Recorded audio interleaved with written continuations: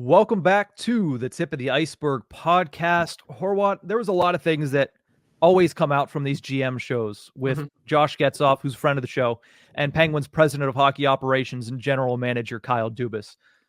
The big thing that has been a constant through every single one of them, I think there's been 6, maybe 7 this season, maybe a little bit less than that, but the one thing that's been a constant is Kyle Dubas backing Mike Sullivan as head coach of the Pittsburgh Penguins. Pens have fallen flat this season. There's no disputing that. Part of that is due to the players. There have been some performances that have been lackluster and have been very much missing the mark.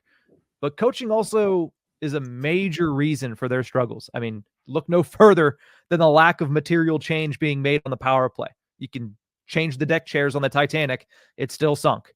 So I think part of that is coaching as well. And yet here we are yesterday, both me and you listening to the High Mark Coaches show, or sorry, that's the High Mark Coaches show, the GM show, whoever sponsors that one, the general manager show. Kyle Dubas, this is his quote. "If you don't have Sully, you're looking for Sully." And then he goes on to say, if you have it, you should keep it. So Horwat, what do you make of Dubas continuing to back Mike Sullivan, and especially with that quote of the fact that he views Sullivan as top tier? I'm not sure if the Penguins really have Sullivan anymore. That's the thing, is that you have him, yes, but do you really have what your definition of Mike Sullivan is? What you're paying for? Yeah, it's this situation is turning into quite the anomaly, because most people are correct. Most of the things that have happened with the team this year would absolutely get a coach fired. There's no doubt about it. But, and I will continue to stand on this, the contract has not started yet, number one. Number two, I mean, you got to remember Fenway is legitimately the one that signed that deal. You have to remember that. Look at the press release from whenever that contract was signed 2 years in advance. Hextall had a quote in there, yes. But why did 2 different names from ownership have a quote? Why? And that's not... Don't get me wrong. Ownership is going to have their hand in things. They're going to speak on signings. They're going to speak on player personnel, coach personnel, front office personnel. They're going to. It's rare that it's more than one name doing that. Mm-hmm. That should really show something. That Fenway Sports Group, the ownership group of this team, has a ton of backing in Sullivan. They're not going to be okay with anything like that anytime soon, at least. Give it a couple years. Give it a year. Like I said, this continues into next year. We can really have this conversation. Mm-hmm. I just think for right now, everyone in the ownership is going to back Mike Sullivan, and then everyone in the front office, and that includes Kyle Dubas behind a mic every time he speaks, puts his hat into the Mike Sullivan ring. In midseason, I think we had the discussion of, well, who are you going to get right now? Who is out there at this very moment? Maybe once Judgment Day comes for the NHL at the end of the season, come mid-April, whenever it is coach firing season. I doubt it'll be a lot like the NFL was this year, but that's when more names kind of pop out. Like, here are these options that are now available. I don't know what their contract situation is. I think they're up at the end of the year. Reardon and Vellucci to be gone. That's enough of that. I could see the Penguins kicking the can down the road with Sullivan in terms of, we're going to keep Sullivan around because he has a deal. Here are 2 to 3 new faces to help support him alongside of him.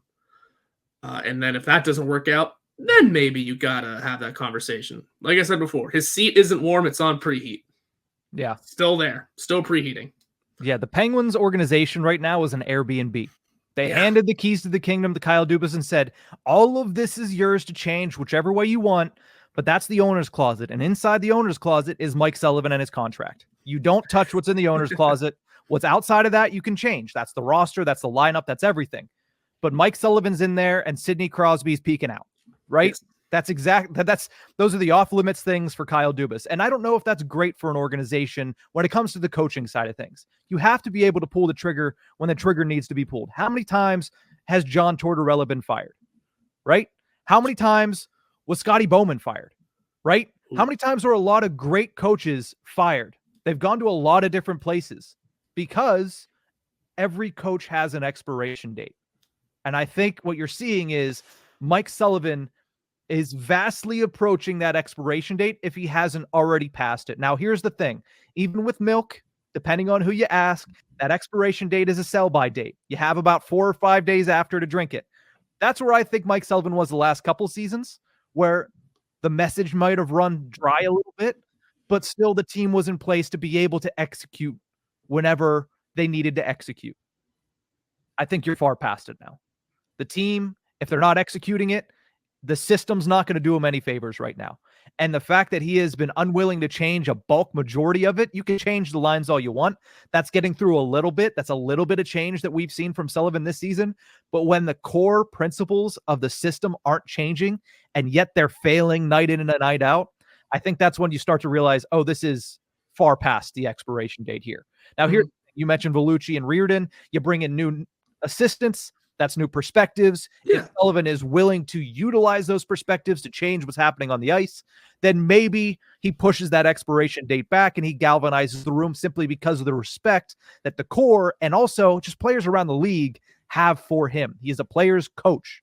But if he doesn't change his perspectives, if he doesn't change his planning for on the ice and what's happening in the scheme, you're going to have the same issues day in and day out, no matter who comes in, unless you bring in some uber talented young players and you have to hit on every single one of them to be able to fit the mold perfectly. And that is making a hard task even harder for Kyle Dubas. So I don't know if it's really Dubas backing Mike Sullivan or if it's Dubas saying, listen, I came from MLSE. I know how to play the game. I know that they have their things up top that they don't want me touching, and this is one of them. So that's what it felt like to me, especially the more it goes on and the more you hear a quote like, if you don't have a Sully, you're looking for a Sully, which is not wrong, but if you have it, you should keep it. That one worries me because it's coaching in professional sports. Unless you're a college coach where you basically own the team, it should never be that way. That, hey, we have a really great coach. No matter what's happening on the ice, he's a really great coach and we should keep him. I just don't agree with that. Mm-hmm.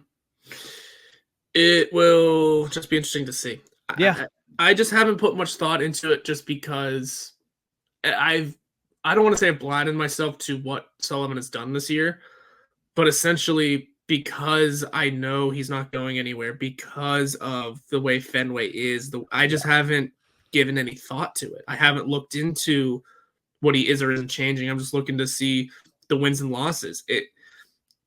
Just because I know the details. I know the details of the legitimacy of him getting fired is slim to none right now. So I haven't really looked into what is he doing right and wrong. And that's not a good situation for viewers to be in either, or people that cover the team to be in, because they should be able to look at Sullivan critically. I just haven't been able to do that because I can't bring myself to do it, because it's going to feel like I'm just speaking hot air into nothing. Mm-hmm. So that's why every time we discuss him on here, I've been it doesn't matter. And nothing that we say matters right now because of the whole situation. Again, once the new contract starts, I'll start paying attention a little more. I'll start really, nailing down more firm opinions on it. Just as of right now, I don't see anything happening. Yeah. It's hard to see anything happening, especially like you mentioned, with so many instances this season where, that game would have gotten a coach fired. That performance should get a coach fired. Yep. That should get a coach fired. Man, this whole season should get a coach fired. And yet it's been nothing but public support day in and day out for Mike Sullivan. I don't dislike him as coach. I think he's a good coach, but at a certain point, every coach's message runs dry. And I don't know if it has with the locker room, but there's been certain games where you've watched it and you said nobody on that ice is doing anything to play to the system. Nobody on that ice is doing anything or looks motivated at all. And that falls on coaching. And at the end of the day, if next season starts and they struggle, I don't know how you don't consider that if you're FSG, because you missed 2 playoffs in a row. You haven't won a playoff series since 2018. You can't change the entire lineup once the season starts. You can't change the entire lineup. They're going to do that over the summer for the 3rd straight summer.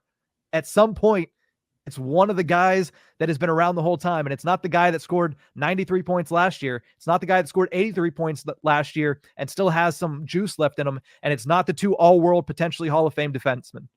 It's the coach. So, like you said, I guess we just got to watch. But, I've been on the same train as you that It doesn't seem like anything that's plausible, or at least in the cards, no matter how bad this ship goes, how far it sinks this season. So why spend too much time on it? But, the continued backing in that quote yesterday, I said, we gotta touch on this because it really feels like the Airbnb situation where it's stay out of the owner's closet, and Mike Sullivan sitting in there in a recliner with a cigar, watching highlights from 2016 and 17. But aren't we all? Yeah, aren't we all, honestly? And honestly, speaking of that, I want to give a shout out to Jordan DeFigio, former guest on the show, multiple guests on the show. She's right now on Twitter every day putting a goal from one of the 3 Stanley Cup runs. That's going to make me feel good for the remainder of this season. Watching a goal a day. Yesterday was game 1 of the 2009 playoffs against the Flyers. I believe it was a Crosby goal.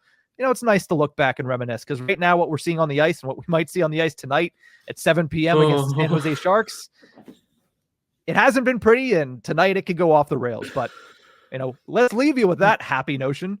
That's going to do it for this episode of The Tip of the Iceberg. Thank you guys so much for tuning in, especially if you stuck around. A little bit of a longer episode. I know we've been trying to keep them shorter, but a lot of information in this one. Went over a lot of different things surrounding the Penguins team. So hopefully you enjoy the episode. We'll be back next time. Have a great day, guys.